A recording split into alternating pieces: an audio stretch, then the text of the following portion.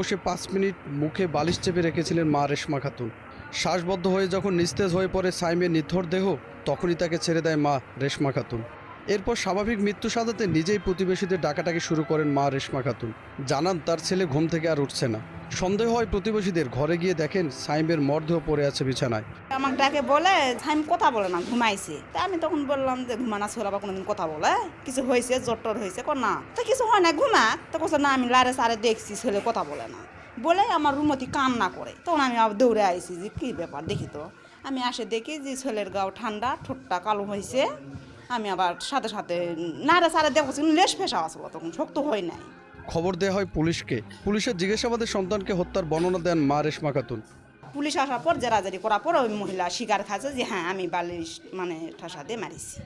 ওই বাসায় থাকা সিসিটিভি ফুটেজে দেখা যায় মাদ্রাসা থেকে বেলা 11:30টার দিকে শিশু সাইমকে নিয়ে বাসায় আসেন মা রেশমা।